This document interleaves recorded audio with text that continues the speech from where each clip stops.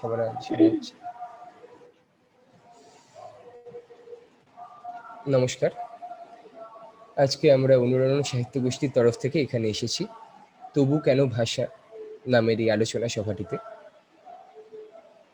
গত 12ই ফেব্রুয়ারি এই শোটি হওয়ার কথা ছিল, কিন্তু আপনাদের কাছ থেকে যে প্রশ্নগুলো আমরা জানতে চেয়েছিলাম, মাতৃভাষা সম্পর্কিত আপনাদের অভিমত নিয়ে যে প্রশ্নগুলো আপনাদের কাছ থেকে আমরা জানতে চেয়েছিলাম, সেই প্রশ্নের সংখ্যা দিনের পর দিন বেড়েই যায়। সেজন্য সেসব দিয়ে আমরা ঠিক করি যে যত বেশি প্রশ্ন আসবে তত বেশি আপনাদের কাছে আমরা নিজেদের ধারণাটা পৌঁছে দিতে পারব। সেজন্য আজ 14ই ফেব্রুয়ারি তারিখে এই আলোচনা সভাটার আয়োজন করা হয়েছে। আমি আর বেশি দেরি না করে আজকের আলোচনা সভাটা শুরু করি। আজকে আমাদের আলোচনা সভায় উপস্থিত আছেন দীপঙ্কর বসু বিশ্বাস এবং চন্দ্রিকা শীল গেস্ট হিসেবে। দীপঙ্কর দা একজন আর্টিস্ট এবং পেশায় একজন শিক্ষকও বটে, জলপাইগুড়িতে থাকেন। তো দীপঙ্কর দা, আজকের এই মাতৃভাষা বিষয়ক আলোচনায় আপনার বক্তব্য কি, আপনার কাছ থেকে একটু জানতে চাই। আচ্ছা, প্রথমে সবাইকে আমার নমস্কার। নমস্কার।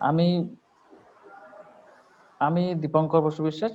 আপনি তো বললেন, পরিচয় দিলেন, আর নতুন করে বলছি না। মাতৃভাষা মানে হচ্ছে মায়ের ভাষা। মায়ের ভাষা বলতে বোঝায় যেটা, যে আমরা ছোটবেলায় মায়ের কোলে যে ভাষাটা শিখে বড় হই, সেটাই হচ্ছে আমাদের মাতৃভাষা। তো বর্তমানে যেটা দেখা যাচ্ছে যে মাতৃভাষার প্রতি একটা অবহেলা, একটা আসলে ব্যাপারটা আমি এরকম ভাবে বলবো যে আমরা না একটু ভীতু, আমরা একটু ভয় পাই। আমরা ভয় পাই কিসে? আমরা লজ্জা পেতে ভয় পাই। আর আমরা ভাবি যে মানুষ আমার ভাষা শুনে কি বলবে। বাংলা ভাষা আমাদের মাতৃভাষা, কিন্তু বাংলা ভাষার মধ্যে আবার যে আমাদের আঞ্চলিকতা, সেই আঞ্চলিকতা নিয়েও কিন্তু আমরা ভয় পাই, আমরা লজ্জা পাই। আমরা উত্তরবঙ্গের মানুষ দেখবেন, আমরা কলকাতায় গেলে আমরা ভাষা চেঞ্জ করি, কিন্তু দক্ষিণবঙ্গের মানুষ উত্তরবঙ্গে এসে ভাষা চেঞ্জ করে না। তো এই জন্য কিছুটা অবহেলা আমাদের ছোটবেলার থেকে ঢোকে। আবার কলকাতায় যারা থাকে তারা নিজেদের মাতৃভাষাকে বাংলা হওয়া সত্ত্বেও একটু অবহেলা করে, এই কারণে যেহেতু মেগা সিটি, বিভিন্ন শহরের থেকে, বিভিন্ন অঞ্চলের থেকে, বিভিন্ন দেশের থেকে লোক আসে, তারা তখন বাংলা ভাষাটাকে মনে হয় যেন আমরা পিছিয়ে আছি। কারণ অন্যরা যেখানে ইংলিশে কথা বলছে, তখন তারা মনে করে যে আমরা পিছিয়ে আছি। সেই হিসাবে তারা কি করে, তখন নিজের মাতৃভাষাটাকে অবহেলা করে ইংলিশটাকে একটু প্রাধান্য দেয়। তো এইভাবে দিনের পর দিন চলতে চলতে দেখা যাচ্ছে যে আমাদের মাতৃভাষাটাকে আমরা অবহেলা করাটা একটা অভ্যাসে পরিণত করে নিয়েছি, এবং এটা আমাদের একটা জিনে ঢুকে গেছে। আমাদের জিনগত ভাবে ছেলে জন্ম হওয়ার পর থেকে আমরা চিন্তা শুরু করি ওকে ইংলিশ মিডিয়ামে ভর্তি করাবো। কারণ কি? কারণ একটাই, কারণ আমরা নিজেরা মাতৃভাষার প্রতি অবহেলা করেছি, এখন ছেলেকেও তাই শেখাবো। এই জন্য মাতৃভাষা দিনের দিনে পিছিয়ে যাচ্ছে। এটাই আমার প্রাথমিক অভিমত। অবশ্যই আজকে আজকে আমাদের বাঙালি সমাজে মাতৃভাষার অবস্থান যে জায়গাটা এসে পৌঁছেছে, আমাদের প্রত্যেকের কাছে সেটা অত্যন্ত লজ্জার বিষয়। তো খুব সুন্দরভাবে নিজের অভিমতটা তুলে ধরলেন দীপঙ্কর দা। এবার আমরা চলে যাব চন্দ্রিকাদির কাছে, আরেকজন গেস্ট আমাদের। চন্দ্রিকাদি হিউম্যান সাইকোলজি নিয়ে পড়ছেন 3rd ইয়ারে, এবং উনিও জলপাইগুড়িতে থাকেন, বাড়ি কোচবিহারে। তো চন্দ্রিকাদি, 2-4টা কথা আপনার কাছ থেকে। অনুরণন সাহিত্য গোষ্ঠীর সবাইকে আমার আন্তরিক শুভেচ্ছা, ভালোবাসা। আগামী পথে তারা এভাবেই আরো সাহসের সাথে, দৃঢ়তার সাথে, সত্যের সাথে চলুক। শব্দের চয়নের সাথে আমাদের কিছুটা ভাষার প্রতিফলন তো আছেই। আর মাতৃভাষা সবসময় ওই মায়ের মতন ভীষণ লালিত একটা জিনিস, আর ভীষণ আদরের জায়গা। তো কোথাও আমাদের বড় হয়ে ওঠার জায়গা থেকে বলা যায়, আমার মনে হয় যেটা, আমাদের বাড়ির পরিবেশের একটা মারাত্মক ভূমিকা থেকে যায়। যেমন আমাদের ছোটবেলায় বড় হওয়াটার প্রাধান্যতে পরিবেশটা ভীষণভাবে দরকার এবং গুরুত্বপূর্ণ, সেরকম ভাবেই আমাদের মাতৃভাষার প্রতি শ্রদ্ধাশীল থাকা এবং তার প্রতি আমাদের দায়বদ্ধতা, এই সমস্তটা মিলিয়ে আমার মনে হয় ওই পরিবেশটা ভীষণ রকম ভাবে আমাদের কাছে গুরুত্বপূর্ণ।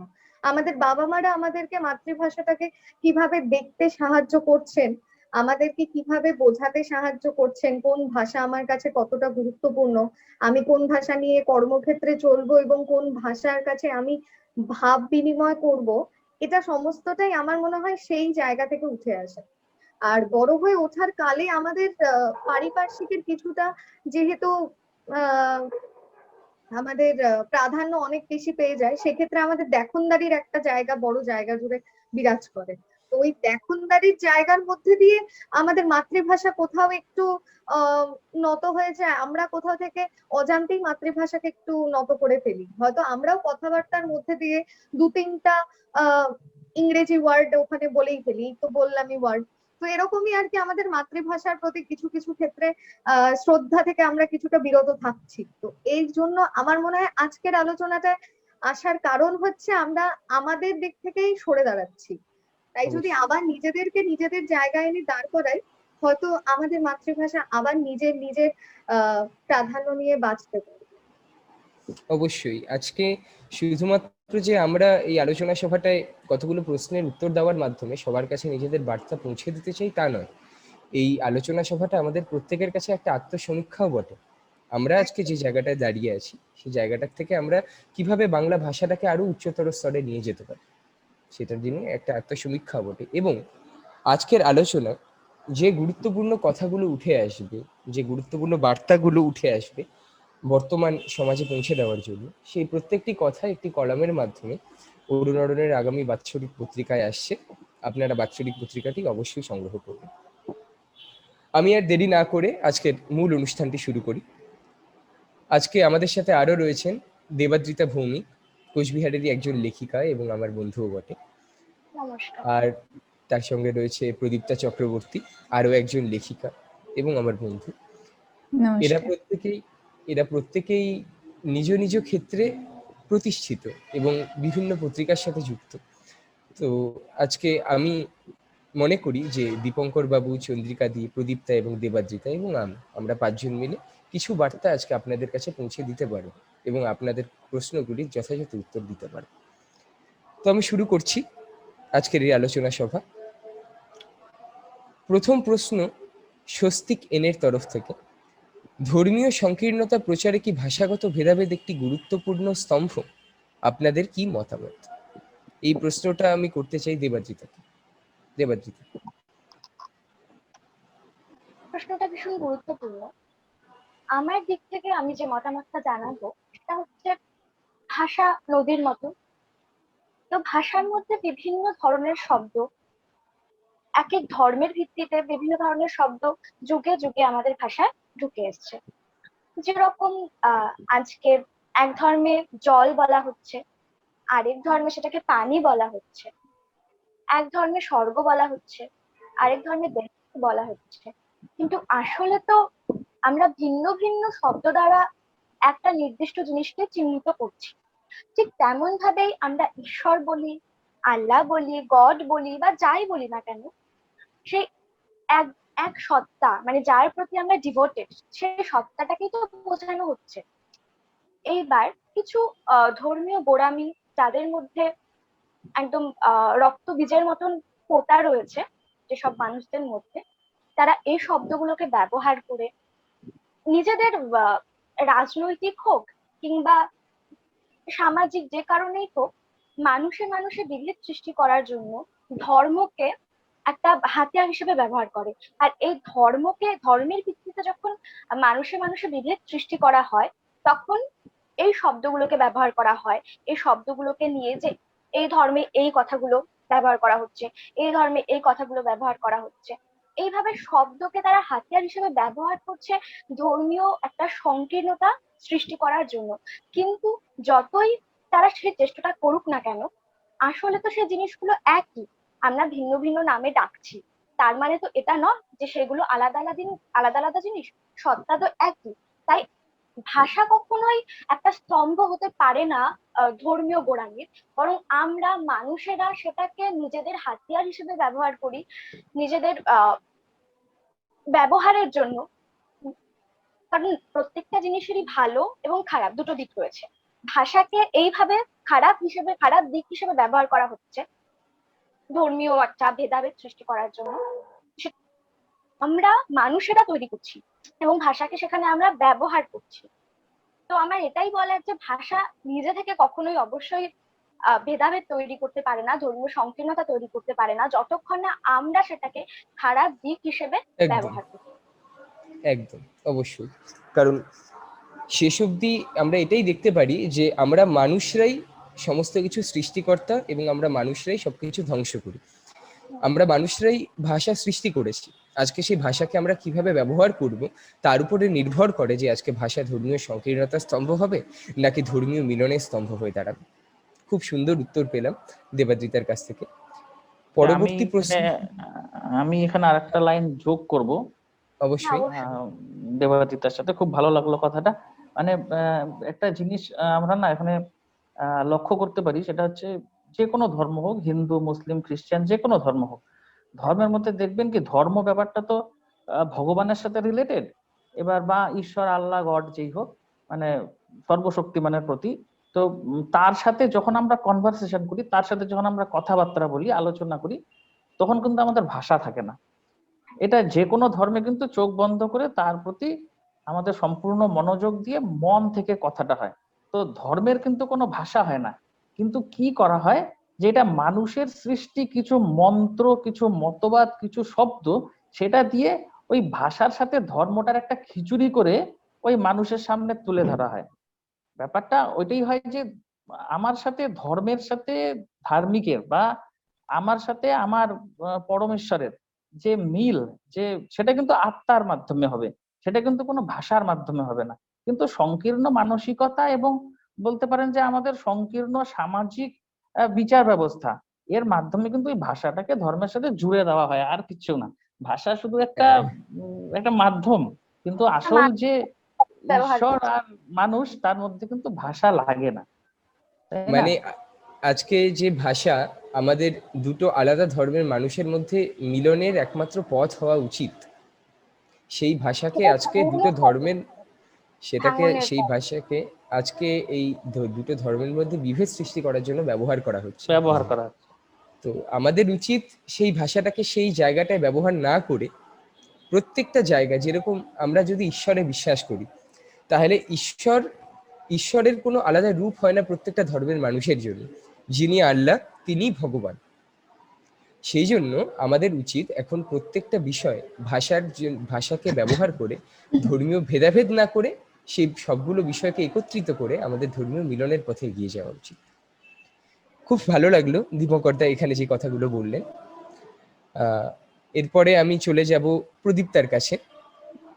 প্রদীপ্তার প্রথম প্রশ্ন দিব সুবার্তা সরকারের তরফ থেকে। 1950 সালের পর থেকে বাংলায় বাংলা ভাষার বিকাশ, রবীন্দ্র পরবর্তী যুগ অর্থাৎ মোটামুটিভাবে 1950-এর পর থেকে বাংলা সাহিত্য তথা বাংলা ভাষার বাচনভঙ্গিতে যে পরিবর্তনগুলি এসেছে তা কি গ্রহণযোগ্য? হ্যাঁ, আমার মনে হয় 1950-এর পর থেকে বাংলার সাহিত্য তথা বাংলা ভাষায় যে বাচনভঙ্গি পরিবর্তন, সেটা গ্রহণযোগ্য। তার কারণ, কথায় বলে ছাত্রছাত্রীরা দেশের ভবিষ্যৎ। তাই যখন ছাত্রছাত্রীরা বিদ্যালয়ে পড়াশোনা করতে যায়, তখন তারা বাংলা বইতে যখন রবীন্দ্রনাথ বা শরৎচন্দ্র এবং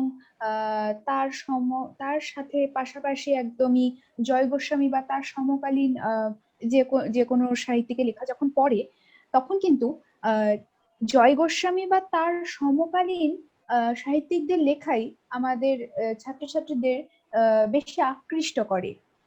তার কারণ হিসেবে যদি আমরা দেখি, আমরা তার কারণ হিসেবে ধরতে পারি শব্দচয়ন। যদি শব্দচয়নকেই ধরি তাহলে দেখতে পারি যে রবীন্দ্রনাথ, শরৎচন্দ্র বা তাদের সমকালীন যেসব সাহিত্যিকরা লিখে গেছেন, তাদের সাহিত্যে কিন্তু গাঢ় থেকে অনেক প্রগাঢ় কিছু শব্দ, যেগুলো তৎকালীন সমাজে দৈনন্দিন কথাবার্তার মাধ্যম ছিল, সেটা কিন্তু ঠিক যুগের সাথে পরিবর্তিত হতে হতে আজ আর নেই। আর ঠিক এই কারণেই জয় গোস্বামী এবং তার সমকালীন যে সমস্ত সাহিত্যিকেরা আছেন, তারা কিন্তু এই পরিবর্তনেই আছেন, যে এই সরলভাবে বাংলা ভাষাকে তারা ফুটিয়ে তোলার চেষ্টা করেছেন। আর এই কারণেই ছাত্রছাত্রীদের কিন্তু বোধগম্য অনেকটা কমে গেছে তৎকালীন সমাজের এই সমস্ত শব্দ। আর এটার যদি আমি বলতে চাই যে আমার এটাই একটা অনুরোধ যে বিদ্যালয়ের যে সমস্ত শিক্ষিকা শিক্ষকেরা আছেন তারা যদি বাংলা ভাষার সেই সমস্ত গাঢ় থেকে প্রগাঢ় সেই শব্দগুলোকে যদি অনেক সহজ করে ছাত্রছাত্রীদের মধ্যে তুলে ধরেন বা বোঝানোর চেষ্টা করেন, তাহলে কিন্তু তারা অনেক বেশি ভালো বুঝবে। তার কারণ আমরা তখনই একটা জিনিসকে ভালোভাবে বুঝতে পারি যখন আমরা সেটাকে ভালোবাসি। সবকিছু জানা বা বোঝার মাধ্যমটা কিন্তু আমাদের ভালোবাসা। আমরা যেটা ভালোবাসি না সেটা কিন্তু আমরা বুঝতে যাইও না, জানতে যাইও না। এটা আমাদের মনুষ্য বৈশিষ্ট্য বলতে পারি আমরা। তো সেই ক্ষেত্রে কিন্তু ছাত্রছাত্রীদের সেই শব্দ চয়নের দিকে ভালোবাসাতে সাহায্য করতে পারেন একমাত্র শিক্ষক শিক্ষিকারাই। তারা যদি সেই সমস্ত শব্দগুলো আহ আরো সহজ করে ছাত্রছাত্রীদের সামনে তুলে ধরেন, আমার মনে হয় এই এই সমাজের ছাত্রছাত্রীরা অনেক বেশি বুঝবে সেই সময়কার সেই একদম শব্দ বা গাঢ় যে সমস্ত শব্দ আছে আর কি, সেই ভাষা সেই বাচনভঙ্গি সব। একদম। কারণ আমরা প্রত্যেকেই জীবনে একটা না একটা সময় স্কুলের ছাত্র ছিলাম। তখন আমাদের সবাইকেই যেটা পড়তে হয়েছে রবীন্দ্রনাথ এবং শরৎচন্দ্রের বহু লেখা পড়তে হয়েছে। কিন্তু আমরা সবাই কোনো না কোনো সময়, যেরকম আমিও, আপনারা সবাইও কোনো কোনো সময় কোনো কবিতা পড়ে বুঝতে পারেনি যে এখানে কবি কি বলতে চাইছেন। তখন যদি কোনো একজন ছাত্র কিংবা ছাত্রীর কাছে তার শিক্ষক সঠিকভাবে এক্সপ্লেইন না করে যে এই কবিতাটার মাধ্যমে কবি কি বলতে চাইছেন, আমাদের পক্ষে বোঝা সম্ভব নয়। কারণ এটা 2020 সন এবং রবীন্দ্রনাথ ঠাকুর যখন ওগুলো লিখে গেছেন সেটা ছিল 19 শতক। সুতরাং আমাদের পক্ষে অবশ্যই সেটা বুঝতে গেলে অসুবিধা হবে। সেখানে যদি আমরা আজকে একটা মানুষের সামনে এগিয়ে আসি এবং তাকে যদি বুঝতে সাহায্য করি, তাহলে অবশ্যই সেও সেটাকে ভালোবাসবে। এবং যেরকম ভাবে প্রদীপ্তা বললো যে ভালোবাসা থেকেই একটা মানুষ সেটাকে বুঝতে পারে, সেরকম ভাবে আজকের প্রজন্মের ছাত্রছাত্রীদেরও রবীন্দ্রনাথ ঠাকুর কিংবা শরৎচন্দ্রের কিংবা বঙ্কিমচন্দ্রের লেখাগুলোর প্রতি আগ্রহ আরো বেশি পরিমাণে জাগবে, তাই না? তো খুব ভালো লাগলো। এবার পরবর্তী প্রশ্ন আমার জন্যে, আমার প্রশ্নটার দিকে এগিয়ে যাই। রাজদীপ ব্যানার্জি, বর্তমানে অধিকাংশ দোকানের নাম ইংরেজিতে হয় কেন? যেমন মিষ্টান্ন ভান্ডার থেকে সুইটস বা বস্ত্রালয় থেকে গার্মেন্টস। এটা বাঙালি জাতির মানসিকতার পরিবর্তন নাকি বাংলা ভাষা তার গুরুত্ব হারাচ্ছে? দেখো রাজদীপ, বাঙালি জাতির মানসিকতার পরিবর্তন কিংবা বাংলা ভাষা তার গুরুত্ব হারাচ্ছে তা নয়। আসল সমস্যাটা হচ্ছে আমাদের চারপাশের সমাজটা খুব তাড়াতাড়ি বদলে যাচ্ছে। আমরা জানি যে ইংরেজি আন্তর্জাতিক ভাষা, কিন্তু আজকে বাইরের প্রত্যেকটা দেশের মতো ইংরেজির প্রচলনটা এখানে বহুলভাবে এসেছে এবং কোথাও না কোথাও বাঙালিদের মনে একটা কমপ্লেক্স কাজ করে যে তারা মনে করেন আমি ইংরেজি ভাষা বলতে পারলে কিংবা ইংরেজি ভাষায় কিছু করে দেখাতে পারলে 10টা মানুষের কাছে বেশি পরিচিত হবে, 10টা মানুষের সামনে আমি বেশি সম্মান পাবো। কিন্তু আসলে তা নয়। একটা মানুষ তখনই সম্মান পায় যখন সে তার নিজের সংস্কৃতিটাকে 10টা মানুষের সামনে সঠিকভাবে তুলে ধরতে পারে, তাই না? এবার বাঙালি জাতি, কোনো একজন মানুষ যদি মনে করেন যে আমি আমার দোকানের নাম বস্ত্রালয় রাখবো না গার্মেন্টস রাখবো, আমি মিষ্টান্ন ভান্ডার না রেখে সুইটস রাখবো, তিনি সেটা রাখতেই পারেন। কিন্তু যদি তিনি বস্ত্রালয় কিংবা মিষ্টান্ন ভান্ডার রাখতেন, সেখানে বাঙালি সংস্কৃতি কোথাও গুরুত্ব পেত। এবং শুধুমাত্র তা নয় যে আজকে আমাদের সমাজে কিছু কিছু সব মানুষই এরকম ইংরেজি ভাষার দিকে চলে যাচ্ছেন কিংবা ইংরেজি ভাষাকেই নিজের স্মার্ট ব্যবহার করার একমাত্র পন্থা হিসেবে বেছে নিচ্ছেন। যদি তুমি দেখো রাজদীপ, আজকে বিদেশে বহু বাঙালি গিয়ে বাইরে ব্যবসা করছেন, বাইরে বিদেশে বহু কান্ট্রিতে তাদের দোকান রয়েছে এবং সেই দোকানগুলোর নাম কিন্তু তারা অনেক ক্ষেত্রেই বাংলা নামে রেখেছে। তারা বিদেশে গিয়ে সেখানকার মানুষের মধ্যে বাঙালি সংস্কৃতিটাকে একটা জায়গা দেওয়ার চেষ্টা করছেন। সুতরাং সেই চেষ্টাটা আমরাও করতে পারি। ইংরেজি ভাষা কিংবা বাংলা ভাষা কোনোটাকেই আমি খাটো করে দেখতে পারি না। কিন্তু যদি আমাকে জিজ্ঞেস করা হয়, যদি কালকে আমি একটা মিষ্টির দোকান খুলি, আমি অবশ্যই সেটার নাম মিষ্টান্ন ভান্ডার রাখবো, কারণ আমি বাঙালি। বাংলা আমার ভাষা, বাংলা আমার মাতৃভাষা। সেখানে আমি আমার বাংলা ভাষাটাকে, বাংলা সংস্কৃতিটাকে যতটা উপরে নিয়ে যেতে পারবো, সেটা দেখনদারির উপরে নির্ভর করে না। সেটা আমার কাছে গর্ব যে আমি 10টা মানুষকে, 10টা বিদেশি মানুষকে দেখাতে পারলাম যে বস্ত্রালয় এটা আমার বাঙালি সংস্কৃতির একটা জায়গা। তো আমি এটুকুই বলতে চাই। পরবর্তী প্রশ্ন, এবার আমি দীপঙ্কর দাকে একটা প্রশ্ন করতে চাই। দীপঙ্কর দা অনেকক্ষণ বসে রয়েছেন। দীপঙ্কর দাকে প্রশ্ন দিয়েছে প্রতীতি বীর। আমরা ছোট থেকেই শুনে আসছি যে ভালো জায়গায় পড়তে গেলে, ভালো কাজ পেতে গেলে, এমনকি সমাজে চলতে গেলেও নাকি ইংলিশ জানতে লাগে, সেখানে বাংলা জানুক বা না জানুক। তাহলে বাংলা ভাষা শেখাটাই অপ্রয়োজনীয়, নাকি এরও মর্যাদা রয়েছে সমাজে? খুবই সুন্দর একটা প্রশ্ন। আমি এতক্ষণ যে কথাটা বললাম যে বাঙালি বাংলা ভাষাটাকে কোন জায়গায় নিয়ে যাবে আজকে, তো দীপঙ্কর দা। হ্যাঁ, ওনার প্রশ্নটা খুবই সুন্দর এবং সময় উপযোগী কোশ্চেন। ব্যাপারটা হলো, বাংলা ভাষা কোনোদিনই ব্যবহারের অনুপযোগী এই ধরনের কথা নয়। ব্যাপারটা আমি একটু পিছন থেকে ভাবি, একটু ইতিহাস থেকে ভাবি। যদিও আমি ইংলিশের স্টুডেন্ট, ইতিহাস তেমন একটা জানি না, একটু একটু বলছি।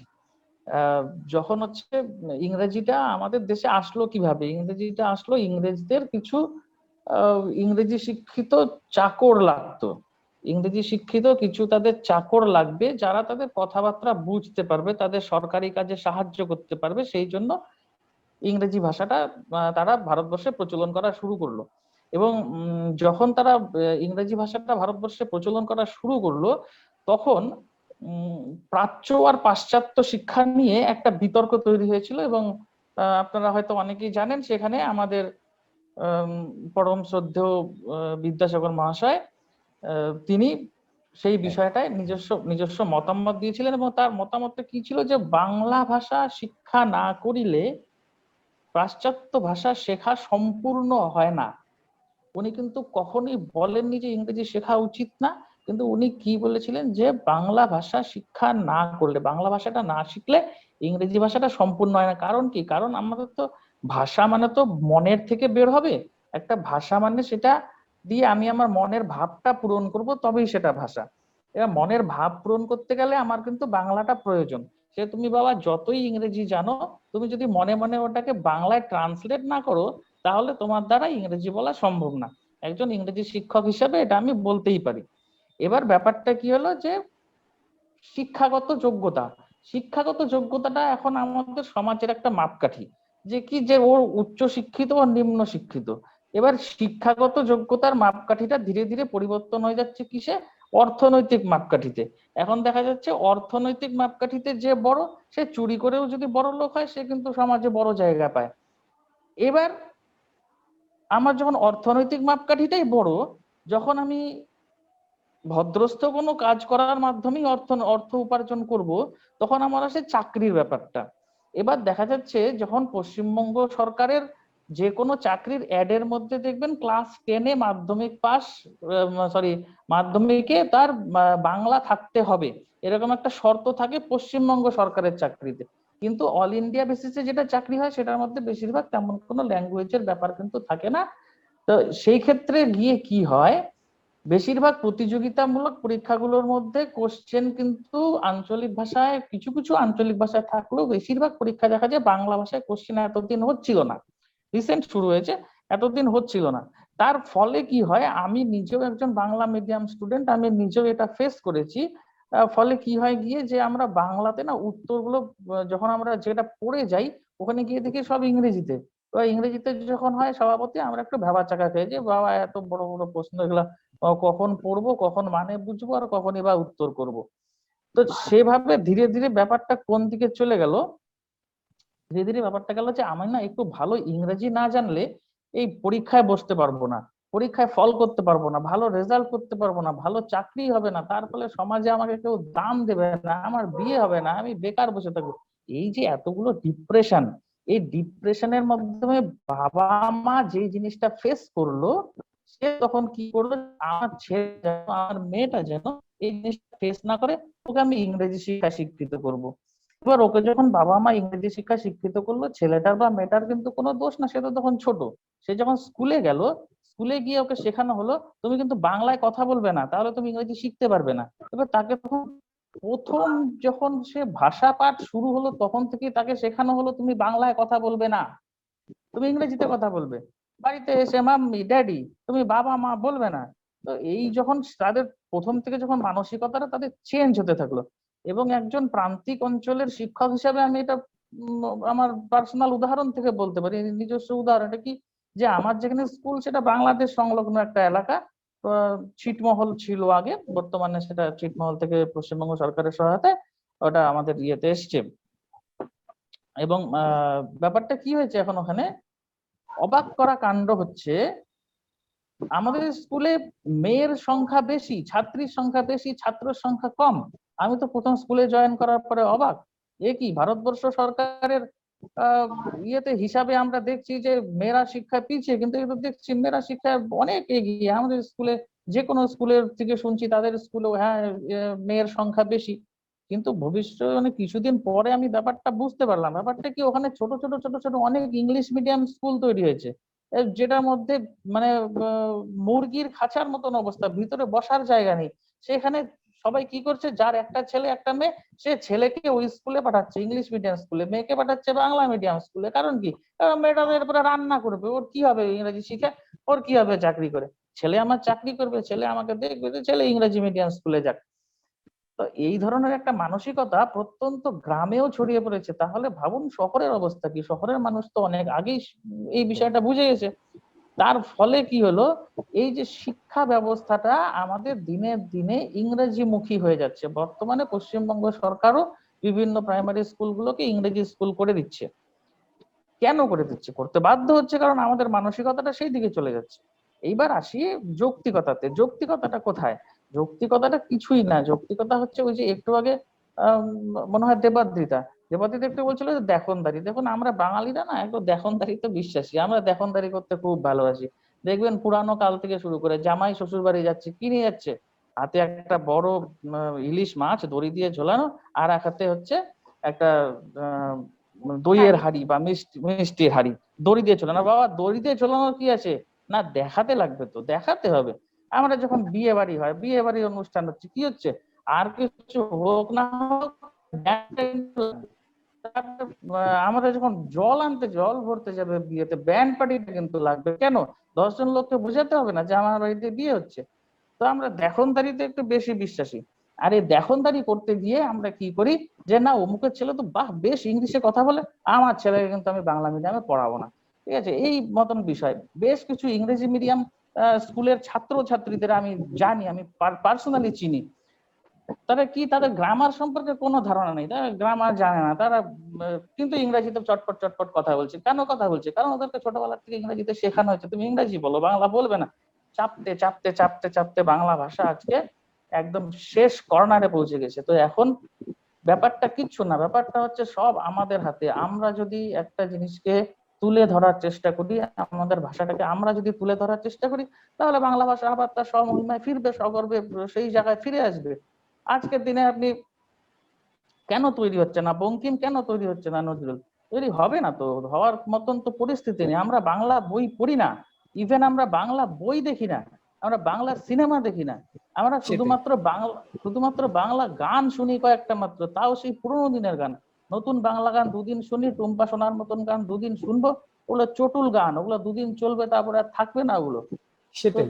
সে আমরা নিজেদের কালচারটাকে নিজেরা নষ্ট করছি বাবা। আর হচ্ছে এই যে ইংরেজি ইংরেজি ইংরেজটাকে ইংরেজি ভাষার মর্যাদা দেয়? ইংরেজরা তো, তারা তো জার্মান, তারা তো ফ্রেঞ্চ নিয়ে পড়ে আছে, ওরা ইংরেজিকে নিজেরাই মর্যাদা দেয় না, তা আমরা কেন মর্যাদা দিব? আর একটা বিষয় তো যে ইংরেজরা গোটা পৃথিবী দখল করেছিল একসময়, স্বভাবতই তাদের ভাষা চারিদিকে ছড়িয়ে পড়েছে, এবং সেই জন্য ওরা ভাষাটা আজকে, ইংরেজি ভাষাটা আজকে ইন্টারন্যাশনাল ভাষা, ওটা আন্তর্জাতিক ভাষা। তো আন্তর্জাতিক ভাষার জন্য যেটুকু আমার ইংরেজি শেখার দরকার সেটুকু আমি অবশ্যই শিখবো, কিন্তু তাই বলে বাংলা ভাষাকে অবহেলা করার কোনো জায়গা নেই। আর যদি অবশ্যই। বাংলা ভাষাকে আমরা আবার আগের জায়গায় ফিরিয়ে নিয়ে আসতে চাই, সেই দায়িত্বটা আমাদেরই নিতে হবে। এবং আমাদের বলতে শুধু আমি তুমি বললে হবে না, আমাদের সাথে সেটাই। আমাদের যারা ভবিষ্যৎ প্রজন্মকে সেই জায়গায় নিয়ে আসার দায়িত্বটাও কিন্তু নিতে হবে আমাদের।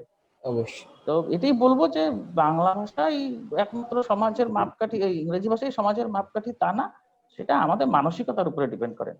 অবশ্যই, কারণ আজকে একদম আমরা বাংলা ভাষাটাকে কোন জায়গায় গিয়ে দাঁড় করাবো সেটা সম্পূর্ণ আমাদের উপরেই ডিপেন্ড করে।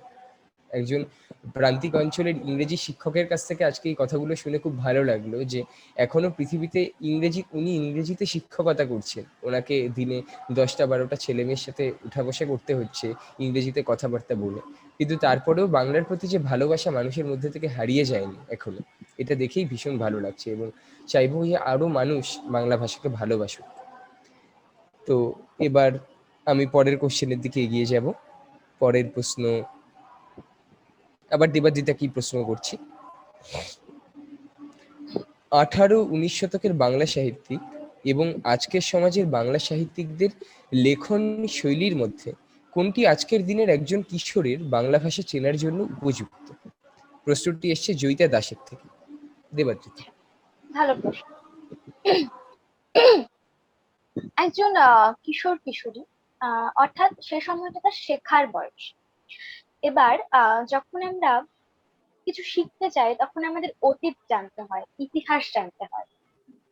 18-19 শতকে যে লেখনীগুলো উঠে এসছে, রবীন্দ্রনাথ লিখেছেন, শরৎচন্দ্র লিখেছেন, মধুসূদন লিখেছেন, বঙ্কিমচন্দ্র লিখেছেন, সেই লেখাগুলো, সেই লেখায় সেই সময়কার সমাজের প্রভাব, সে সময়ে আমরা ইতিহাস জানতে পারবো। সেই সময়ে, সে সময়ের ইতিহাস, তারপর ভাষার মধ্যে যে বিভিন্ন ধরনের শব্দ, যে শব্দগুলো বর্তমানে হারিয়ে গেছে, সেই শব্দগুলোকে জানতে, বুঝতে, বাংলা ভাষার মাধুর্য, তার যে গাম্ভীর্য, কতটা গভীর অনুভূতি দিয়ে লেখা যায়, সে সবকিছু একটা কিশোর কিশোরী তখনই জানতে পারবে যখন পুরোনো দিনের জিনিসগুলোকে তারা জেনে জেনে বুঝে বুঝে পড়ে আসবে। বর্তমানে বাংলায় যে সাহিত্য রচনা হচ্ছে অবশ্যই খুব ভালো হচ্ছে, তবে অনেকটা সিম্পলিফাই হয়ে গেছে, অনেকটা সরল সাদাসিধে ভাষায় লেখা হচ্ছে। বর্তমানে সাধু ভাষার নিশ্চয়ই আর প্রচলন আমরা দেখি না সাহিত্যে, আমরা কথ্য ভাষাতেই লিখি। তো আমরা সাধু ভাষার যে প্রয়োগ, সেই নিয়ে যে লেখা, সেগুলো একটা কিশোর কিশোরী তারা বুঝতে, জানতে, তারা যদি সেটা সম্বন্ধে বুঝতে চায়, তাদের তো অবশ্যই 18-19 শতকের লেখাগুলোই পড়তে হবে। বর্তমান দিনের লেখাও তারা পড়বে, অবশ্যই পড়বে, তারা শঙ্খ ঘোষ পড়বে, জয় গোস্বামী পড়বে, নবনীতা দেবসেন পড়বে, কিন্তু তার সাথে অবশ্যই মধুসূদন, রবীন্দ্রনাথ, শরৎচন্দ্র, বঙ্কিমচন্দ্র, এনাদেরকে অবশ্যই পড়তে হবে। এনাদেরকে যদি আমরা না পড়ি, তাহলে আমরা সেই সময়ের কি বলবো, মানে সমাজ, ইতিহাস এবং নিজেদের জীবনের একটা কি বলবো, একটা অনেক বড় রসের থেকে বঞ্চিত হব যদি আমরা সেই সময়কার এই সমস্ত সাহিত্যিকদের, বিশ্ববরেণ্য সাহিত্যিকদের লেখা না পড়ি। তাই নিজেদের মানসিক বিকাশ ঘটানোর জন্য, নিজেদেরকে আরো ভালো মানুষে উন্নত করার জন্য আমাদেরকে অবশ্যই 18-19 শতকের রচনা তো পড়তেই হবে, এবং বর্তমান দিনের রচনাও পড়তে হবে, আমাদের পড়াশোনা করতে হবে, এটা হচ্ছে সবচেয়ে বড় কথা। তবে কখনোই পুরোনো দিনগুলোকে কিন্তু ভুললে হবে না, 18-19 শতকের লেখা অবশ্যই বেশি করে পড়তে হবে, এবং তার সাথে আমাদের আজকের দিনের সাহিত্যকে আরো এগিয়ে নিয়ে যেতে হবে। আমার এটাই বলার ছিল।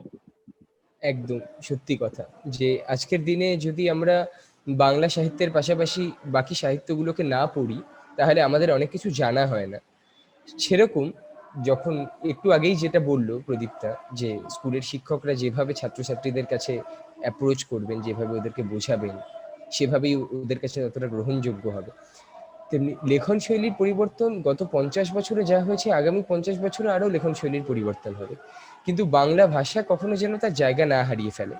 বাংলা ভাষায় আজ থেকে 200 বছর পরেও যেন রবীন্দ্রনাথ ঠাকুরের একটা লেখা কিংবা শরৎচন্দ্রের একটা লেখা যেন সমানভাবে একজন ছাত্র কিংবা ছাত্রীকে চিনতে সাহায্য করে যে বাংলা সাহিত্য কি, বাংলা সাহিত্যের উৎপত্তি কোন জায়গা থেকে।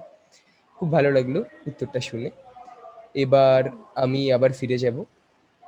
এবার চন্দ্রিকা দি অনেকক্ষণ ধরে বসে আছে, চন্দ্রিকা দি একে একে একটা কোশ্চেন করি আমি। প্রশ্নটা এসছে কোল্ডপ্লে ওয়াকারের থেকে।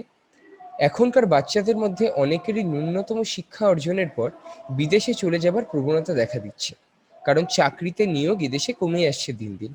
সেজন্য নিজেকে বিদেশি ভাষায় দক্ষ করার লক্ষ্যে কি মাতৃভাষা বিপন্নতার মুখে? প্রশ্নটা উপযোগী। আর আমার দিক থেকে ব্যক্তিগত মত যেটা মনে হয় ভাষার ব্যবহারের ক্ষেত্রে আমি দুরকম ভাবে ভাষার ব্যবহার মনে করি আছে। একটা কর্মক্ষেত্রের ভাষা, আর একটা ভাব প্রকাশের জন্য ভাষা। এবার বৈদেশিক ভাষার প্রভাবে আমাদের মাতৃভাষা বিপন্নতার সম্মুখীন, এই বিষয়টা না আমার কেন জানি মনে হয় সম্পূর্ণটাই আমাদের নিজস্বতার উপর মানে অবশ্যই নির্ভর করে। কারণ আমি বিদেশে যাচ্ছি আমার পড়াশোনার লক্ষ্যে, এবং আমার পড়াশোনার লক্ষ্যে আমার কর্মক্ষেত্রের ভাষার তাগিদে আমাকে অন্য ভাষা শেখার জন্য যেতেই হতে পারে, সেই পথ আমাকে অবলম্বন করতেই হতে পারে। সেক্ষেত্রে আমাকে অবশ্যই নিজের ভাষাতে ভুলে গিয়ে নয়, এই জায়গাটা কিন্তু কোথাও আমরা বারবার করে পৌঁছানোর চেষ্টা করছি, যেটা হচ্ছে নিজের মাতৃভাষার, আমার নিজের শেকড়কে ভুলে তো আমি অন্য কাছে আশ্রয় নিতে পারি না। সেটা আমার দায়বদ্ধতা অস্বীকার করাও যেমন বোঝায়, সেরকম নিজস্বতাকে হারিয়ে ফেলাও বোঝায়। কারণ আমি তো যে কোনো ভাষা শেখার ক্ষেত্রেও তার ভাবটা বুঝি নিজের মাতৃভাষাকে অনুকরণ করে, মাথায় তো সেটাই আমাদের ধরে। আজ আমি বাংলা ভাষায় কথা বলি, বাংলা আমার মাতৃভাষা, আমি বাংলা ভাষায় শিক্ষিত হওয়ার পরেও যদি আমার পড়াশোনার লক্ষ্যে বিদেশে যেতে হচ্ছে এবং সেখানে অন্য কোনো ভাষা আমাকে আত্মস্থ করতে হচ্ছে, সেই ভাষা আত্মস্থ করার ক্ষেত্রেও আমি ভাবটা কিন্তু সেই ভাষার বুঝছি বাংলা ভাষার মাধ্যমে। তো ওই জায়গাটা আমাদের ভীষণভাবে গুরুত্বপূর্ণ, যে আমাদের শেকড় ভুললে চলবে, শেকড়টা কিন্তু আমাদের ধরে রেখেছে, এই মানুষটাকে ধরে রাখে ওই শেকড়টাই। তো অন্য গাছের যতই আশ্রয় নিই, শেকড় ধরে রাখার অবলম্বনটা যেন আমার নিজের মাতৃভাষাই হয়, সে যে যে ক্ষেত্রের মাতৃভাষাই হতে পারে। আর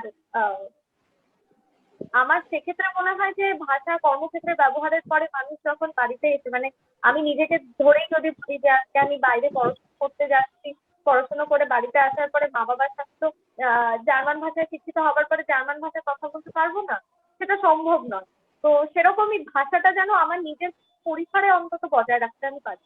এইটুকুই আমার অনুরোধ, যে আমাদের শেকড় যেন আমরা ভুলে না যাই, তাহলে আমরা নিজেদের ভুলে যাবো। একদম। আমরা একজন মানুষ হিসেবে যেখান থেকে আমাদের উৎপত্তি, সেই জায়গাটাকেই যদি মনে না রাখতে পারলাম, কিংবা সেই সংস্কৃতিটাকে যদি তুলে ধরতে না পারলাম, কিংবা সেটার মর্যাদা যদি অন্য কিছুর পরে দিলাম, তাহলে আমরা মানুষ হিসেবে নিজের মাতৃভাষাকে কোন জায়গায় রাখলাম? তাহলে আমরা নিজের শেকড়ের কতটা সম্মান করলাম? আজ চন্দ্রিকাদি যে কথাগুলো বললেন, তারপরে আমার কিছু আর বলার থাকে না। আমি পরবর্তী প্রশ্ন করতে চাই প্রদীপ্তাকে। প্রদীপ্তা, তোর জন্য যে প্রশ্নটা এসছে সেটা হলো, মোবাইলের যুগে বই পড়ার নেশা কমে যাওয়ার কারণে নিজের মাতৃভাষার প্রতি ভালোবাসা কি কমে যাচ্ছে? প্রশ্নটা এসেছে প্রজ্ঞা সরকারের কাছ থেকে। দেখ, আমি এখানে একটাই কথা বলতে চাই যে আজকে আমাদের দুনিয়া মোবাইলের যুগে আছে, কালকে সেটা অন্য কিছুর হতে পারে, পরশু সেটা আরো অন্য কিছুর হতে পারে। বিজ্ঞানের অগ্রগতি তো মানে সম্ভবই নয় সেটাকে থামিয়ে দেওয়া, বিজ্ঞানের অগ্রগতি চলবেই। তো আজকের যুগে মোবাইলের পিডিএফ এ বই পড়া আর বই কিনে পড়া, এটা পুরোটাই নির্ভর করে মানে কোনটা বেশি আমাদের আনন্দ দিবে বা আমরা কোনটা নিজেদের আনন্দ দেওয়ার জন্য পড়বো, সেটা পুরোটাই নির্ভর করে একজন মানুষের উপরে। আর অবশ্যই পাশাপাশি আমি এটাও বলবো যে এটাও নির্ভর করে একজন পাঠকের উপর, যে সে মোবাইলে ইন্টারনেট থেকে পিডিএফ ডাউনলোড করে পড়বে, না সে মোবাইলে অন্যান্য সোশ্যাল মিডিয়া, মানে যে সামাজিক মাধ্যম, সেসব ব্যবহার করবে। আর আমাদের সবসময় তো বই কিনে পড়া সেটা সম্ভব হয় না, আর সবসময় সব বই সব দোকানে পাওয়াও যায় না। তো সেইখানে দাঁড়িয়ে কিন্তু বর্তমানের ইন্টারনেটের পিডিএফ একটা আমাদের খুব সহজ বই পড়ার পদ্ধতি হিসেবে আমরা ধরতে পারি। আর তারপরে আমি এটাও বলতে পারি যে আমরা মাতৃভাষা কখনোই পিডিএফ এ বই পড়ার মাধ্যমে আমরা হারাতে পারি না। কারণ আজকে যদি আমি ইন্টারনেট থেকে পিডিএফ ডাউনলোড করে একটা বাংলা বই পড়ি, হ্যাঁ হয়তো আমার আবেগটা সেখানে কম হতে পারে, যেটা বই হাতে নিয়ে পড়ার মধ্যে নেই, কিন্তু সেই তো আমি আমার মাতৃভাষার বই পড়ছি। তো সেখানে মাতৃভাষা পিডিএফ পড়লে হারিয়ে যাবে এমনটা আমি অন্তত মনে করি না। কারণ হয় আবেগটা হয়তো কমবে, কিন্তু আমরা কিন্তু বাংলা বই বা আমাদের যার যার যে মাতৃভাষা সেটা যতই ছোট সম্প্রদায়ের হোক না কেন, আজকে যদি একটা সাঁওতালের বই বেরোয়, সেখানে সাঁওতালরা যেরকম তাদের মাতৃভাষাকে আপন করে নিয়ে বইটা পড়বে, যে সেইভাবে কিন্তু সে পিডিএফটাকে আপন করে নিয়ে পড়বে, কারণ সেটা তার মাতৃভাষা। তেমনি আমরা যেমন আমাদের বাংলা ভাষা পড়ি, বাংলা ভাষার বই পড়ি, বাংলা ভাষার পিডিএফ পড়ি, তো প্রত্যেকের কাছে মাতৃভাষাটা কিন্তু একটা আলাদা জায়গায়। তো সেখানে আমি কখনোই এটা মনে করি না যে পিডিএফ পড়লে বা মোবাইলে ইন্টারনেটের যুগে বা পিডিএফ এর বই পড়াতে যে মানে মাতৃভাষা হারিয়ে যাচ্ছে, এটা আমি কখনো মনে করি না। একদম। কারণ সাহিত্যর আমাদের কাছে পৌঁছে যাওয়ার মাধ্যমটা যেটাই হোক না কেন, মোবাইল হোক কি কোনো বাঁধানো বই হোক, সাহিত্যটা হ্যাঁ, আমাদের কাছে পৌঁছানোটা হলো মূল কথা। মূল কথা। সাহিত্যটা শুধুমাত্র আমাদের কাছে না, সাহিত্যটা প্রত্যেকটা মানুষের কাছেই পৌঁছে যাওয়াটা হচ্ছে মূল কথা। এবার সেখানে আজকের এই জেনারেশনের কোনো ছেলে কিংবা মেয়ে, একজন 17 কি 18 বছর বয়সী ছেলে কিংবা মেয়ে, সেটা তার উপরে নির্ভর করে যে সে তার হাতে মোবাইলটা নিয়ে সোশ্যাল মিডিয়াতে 2 ঘন্টা কাটাবে, নাকি সেই 2 ঘন্টার মধ্যে সে রবীন্দ্রনাথ কিংবা শরৎচন্দ্রের একটা উপন্যাস পিডিএফ হিসেবে ডাউনলোড করে তারপরে সেটাকে পড়বে। সুতরাং শেষ পর্যন্ত আমাদের উপরেই নির্ভর করে যে আমরা বাংলা ভাষাটাকে কোন জায়গায় এনে দাঁড় করাবো। একদম আমার একদম। আমার জন্য এখানে এরপরে না আমি হ্যাঁ একটা জিনিস মনে পড়লো, আমার খুব বলতে না পারলে খুব বাজে লাগবে। হ্যাঁ হ্যাঁ এটা মনে অবশ্যই। পড়লো, সেটা হচ্ছে সুনীল সুনীল গঙ্গোপাধ্যায়। সুনীল গঙ্গোপাধ্যায়কে একজন সাংবাদিক কোশ্চেন করেছিলেন যে দাদা, এখন কি মানুষের মধ্যে গল্প পড়ার মানসিকতা কমে যাচ্ছে? তো তার উত্তরে সুনীল গঙ্গোপাধ্যায় এত সুন্দর উত্তর দিয়েছিলেন যে আজ অব্দি আমার সেই লাইনটা একদম স্পষ্ট মনে আছে। উনি বলেছিলেন যে না, মানুষের মধ্যে গল্প পড়ার বা গল্প গল্প শোনার অভ্যাসটা কমেনি, এর প্রমাণ হচ্ছে মানুষ সিনেমা দেখে। ঠিক আছে, তো ব্যাপারটা উনি এইভাবে রিলেট করেছেন যে শুধুমাত্র বই হাতে নিয়েই যে আমার গল্পটা জানতে লাগবে এমন কিন্তু কোনো কথা নেই। আমি একটা সিনেমার মাধ্যমে একটা গল্প জানার অভ্যাস করতে পারি। তো আমার এইখানে এই কথাটা এই জন্য বলতে ইচ্ছে হলো যে ওই যে আপনি যেটা বললেন যে উম, মূল বিষয়টা হচ্ছে সাহিত্যটাকে জানা। সেটা আমি বই পড়েও জানতে পারি বা পিডিএফ এও জানতে পারি। আর হ্যাঁ, তবে এই কথাটা আমি অবশ্যই বলবো যে পৃষ্ঠা উল্টানোর যে মজা, পৃষ্ঠা উল্টানোর মজা কিন্তু পিডিএফ এ পাওয়া যাবে না। আর ওই একদমই তাই। পৃষ্ঠার ভাঁজে, বইয়ের ভাঁজে ওই কাগজ গুজে রাখা কত দূর অব্দি পড়লাম, তো সেই মজাটা কিন্তু পিডিএফ এ পাওয়া যাবে না। কখনো তো সেজন্য বলি যে অবশ্যই সেটাই সেটাই সেই মজাটা কখনো, যে বইয়ের যে মজাটা আছে সেটা পিডিএফ এর মধ্যে আমরা কখনোই খুঁজে পাই না। সেটা অত্যন্ত সত্যি কথা। কিন্তু হ্যাঁ, আজকের যুগে যদি কারোর এরকম অবস্থা হয় যে সে সেই বইটা কিনতে পারছে না, কিংবা সে সেই বইটা সেই সময় হাতের কাছে পাচ্ছে না, তাহলে সে পিডিএফেও সেই বইটাকে পড়ে নিতে পারে। কিন্তু আসল কথা হলো অবশ্যই সাহিত্যটাকে অবশ্যই বোঝা এবং ভালোবাসা। কিন্তু আনন্দটা পাওয়ার জন্য অবশ্যই আমরা সবাই সাজেস্ট করব এটা যে সবাই বই কিনুন এবং বই পড়ুন। সেই বইয়ের গন্ধটার একদমই তাই। মধ্যে যে নতুন সেই বইয়ের নতুন গন্ধে একটা সেই নতুন গন্ধটা, আলাদাই বইয়ের আমেজ। একদম একদম সেই আমেজটা আর কোথাও নেই। কিংবা একদম যাই লাইব্রেরির হোক, পুরোনো বই হলদেটে হয়ে যায়, পাতাগুলো হলদেটে হয়ে যায়, একদম। মলাট অসাধারণ। গুলো মানুষের ছেঁড়া। সেটাই একদম একদম একদম। সেটাই। এবার আমি চলে যাব আমাকে করা একটা প্রশ্নের দিকে। আমাকে যে প্রশ্নটা করা হয়েছে সেটা এসছে মিঠুন চক্রবর্তীর থেকে। বাবা, আপনাদের লেখা পড়ে একটি বিষয়ে ধারণা স্পষ্ট হলো না যে আপনারা কোন বিষয়ের প্রতি আলোকপাত করতে চাইছেন, মাতৃভাষা নাকি মাতৃভাষা হিসেবে বাংলা। যদি শুধু মাতৃভাষাই হয় তবে মাতৃভাষার প্রতি আপনাদের শ্লেষাত্মক উক্তি বেদনাদায়ক। আচ্ছা, আহ, প্রথমত আলোচনা সভাটা শুরু হচ্ছে মাতৃভাষা নিয়ে এবং শেষ হচ্ছে মাতৃভাষা নিয়ে, কিন্তু তার মধ্যে বাংলাকে নিয়ে কথা বলা হচ্ছে কারণ আমরা এখানে যারা বসে রয়েছি তারা সবাই বাঙালি এবং বাংলা আমাদের মাতৃভাষা। আজকে যদি আমি মনে করি যে এই সারা পৃথিবীর যেই যেই জায়গায় যে যে প্রান্তে মাতৃভাষার গুরুত্ব হারিয়ে যাচ্ছে, আমি সবগুলোকে একসঙ্গে তুলে ধরে একটা আলোচনা সভার মাধ্যমে সব প্রবলেম আমি সমাধান করতে যাচ্ছি, সেটা সম্ভব নয়। আগে নিজের ঘরের আগুনটা যদি আমি না নেভাই তাহলে বাইরে গিয়ে আমি 10টা কথা 10টা জ্ঞান দিতে পারি না। কারণ আজকের বাঙালি সমাজে বাংলা ভাষার গুরুত্ব আগের তুলনায় অনেকখানি নিচে নেমে এসছে। সুতরাং মাতৃভাষাকে আগে আমাদের বাঁচানো দরকার। তারপরে আমরা এই কথাগুলো বলতে পারি যে অন্য কোনো জাতির, অন্য কোনো ভারতবর্ষের অন্য কোনো রাজ্যের মাতৃভাষা কি, সেখানে মাতৃভাষার অবহেলা কতখানি সেটা নিয়ে। এবং যদি শুধু মাতৃভাষাই হয়, তবে মাতৃভাষার প্রতি আপনাদের শ্লেষাত্মক উক্তি বেদনাদায়ক। মাতৃভাষার প্রতি আমাদের এই যে আলোচনা সভা, সেটা মাতৃভাষার প্রতি কোনো শ্লেষ নয়।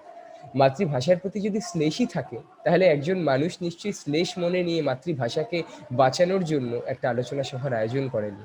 সেজন্য আপনাদের সবার প্রতি আমার অনুরোধ যে আপনারা এই আলোচনা সভাটির মাধ্যমে এই মূল বক্তব্যটা বুঝুন যে আমাদের মাতৃভাষা আজকে সমাজে যে জায়গায় গেছে, সেখান থেকে উদ্ধার করা একটা আলোচনা কেন, 10টা আলোচনা সভার মাধ্যমে সম্ভব না, যতক্ষণ না আপনারা বুঝতে পারছেন যে মাতৃভাষাটার প্রতি আমাদের এই আলোচনা কি শ্লেষ না ভালোবাসা। একটা মানুষ তখনই সেটা বুঝতে পারে, তখনই সেটা গ্রহণ করে, যখন সে সেটাকে ভালোবাসে। আর যে ভাষা বলে আমরা জন্মেছি, সে ইংলিশ মিডিয়াম স্কুলে পড়ি কি বাংলা মিডিয়াম স্কুলে পড়ি, বাইরে গিয়ে কখনো কোনো বিদেশে চাকরি করি কি নিজের দোকানের নাম বস্ত্রালয় থেকে গার্মেন্টস রাখি, আমরা সবাই জন্ম হওয়ার পরে প্রথম কথাটা বলেছিলাম বাবা কিংবা মা, এবং সেই দুটো শব্দ কিন্তু বাংলা ভাষা। আমাদের উৎপত্তি, আমাদের শিকড় যে জায়গাটা থেকে, সেটার প্রতি যদি আজকে আমরা শ্লেষ বজায় রাখি, তাহলে কোনোভাবেই সেই ভালোবাসাটাকে আমরা ছড়িয়ে দিতে পারি না চারপাশে।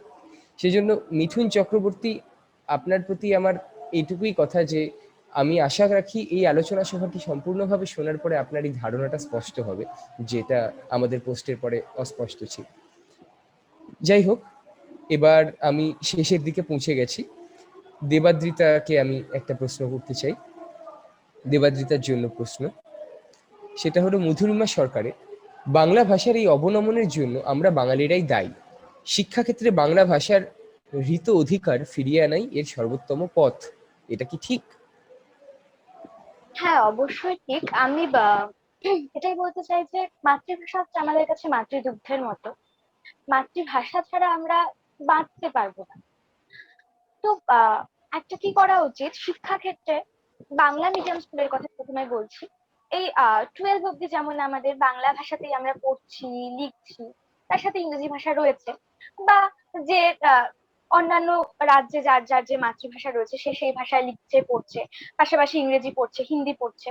অবশ্যই আমাদের এটা তো বিশ্বায়নের যুগ, আন্তর্জাতিক ভাষা আমাদেরকে জানতেই হবে।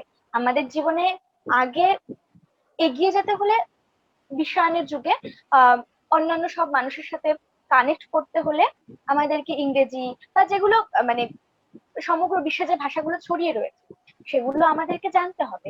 কিন্তু আমরা মাতৃভাষা ছাড়া কিন্তু এক পাও এগোতে পারবো না।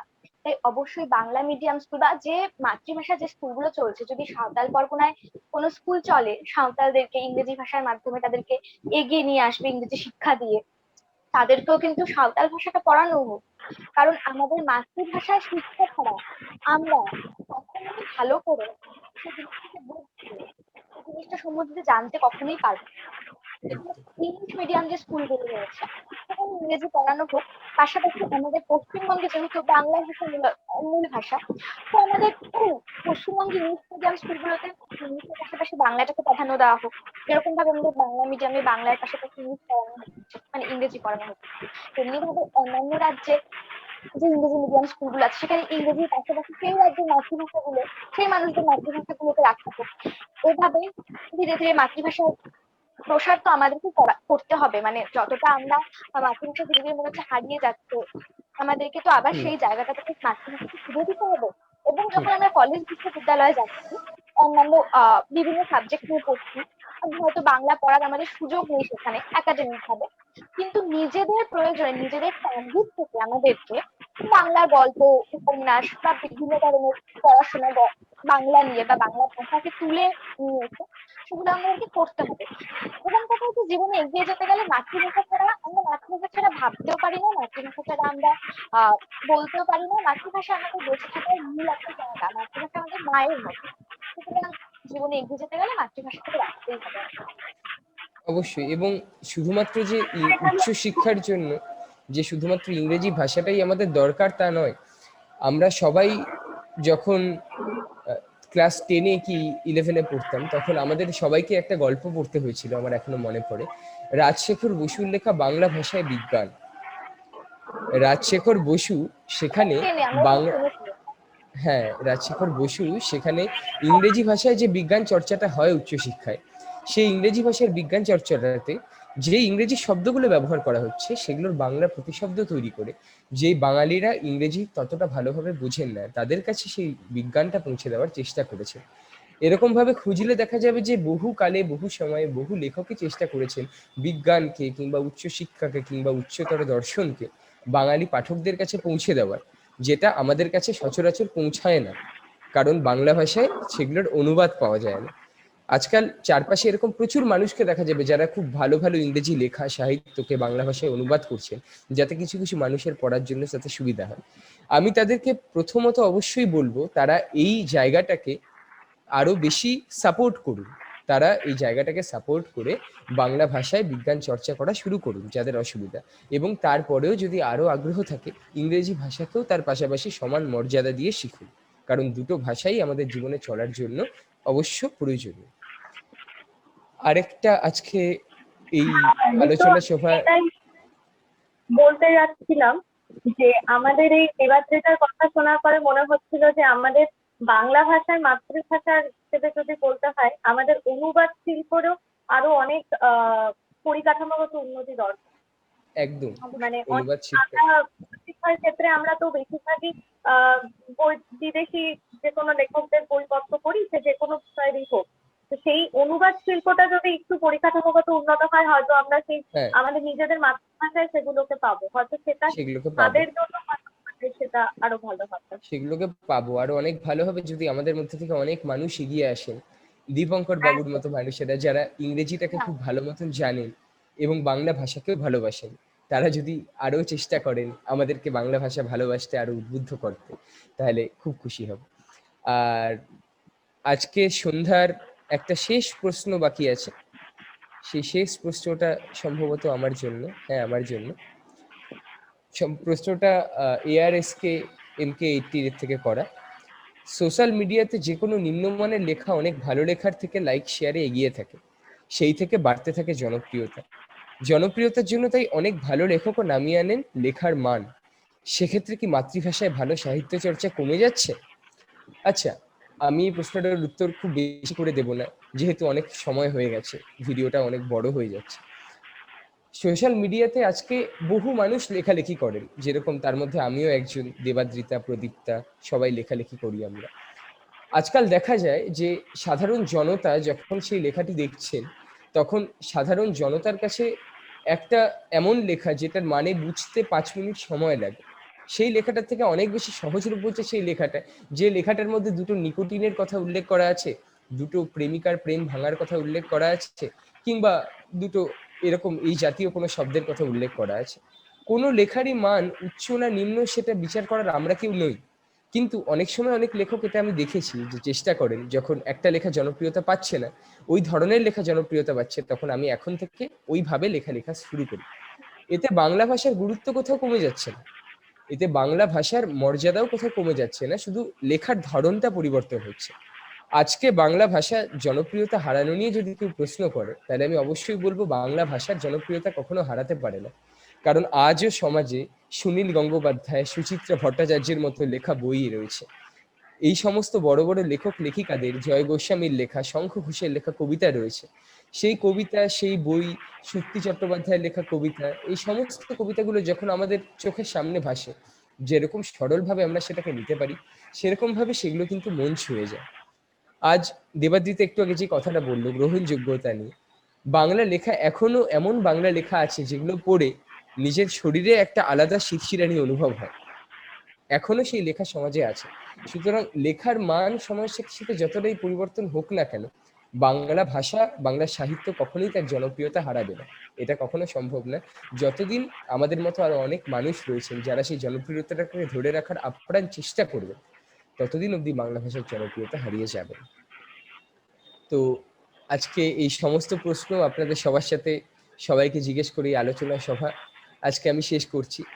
আগামী সামনের 2 থেকে 3 মাসের মধ্যে অনুরণনের যে বাৎসরিক পত্রিকায় আসছে, সেই বাৎসরিক পত্রিকার মধ্যে একটা কলামে এই আলোচনা সভার সমস্ত উক্তিগুলো উল্লেখ করা থাকবে, ভালো ভালো কথাগুলো বার্তা হিসেবে, যাতে আপনাদের কাছে আমরা পৌঁছে দিতে পারি। আর তার সাথে সাথে অনুরণনের অ্যাপ আসছে। অনুরণনের একটা নতুন প্ল্যাটফর্ম হিসেবে একটা অ্যাপ্লিকেশন তৈরি করা হয়েছে, অ্যান্ড্রয়েড অ্যাপ্লিকেশন, যেটার মধ্যে আপনারা সবাই নিজের নিজের সাহিত্য প্রতিভা বিকাশ করার একটা জায়গা পাবে। সেখানে আপনারা কবিতা লিখে কিংবা গল্প লিখে সেটা আরো 10টা মানুষের কাছে ছড়িয়ে দিতে পারবেন। তো এই অ্যাপ এবং এই পত্রিকাটার দিকে আপনারা নজর রাখুন। এবং আজকে যেহেতু অনেকক্ষণ হয়ে গেছে, 1 ঘন্টার বেশি সময় হয়ে গেছে, তো আজকে আর বেশি কথা না বাড়িয়ে আমি 2 লাইনের জাস্ট আমাদের বাংলা ভাষার প্রতি ভালোবাসাকে প্রকাশ করার জন্য 2 লাইনের একটা গান গেয়ে আজকে আমাদের এই আলোচনা সভা শেষ করছি।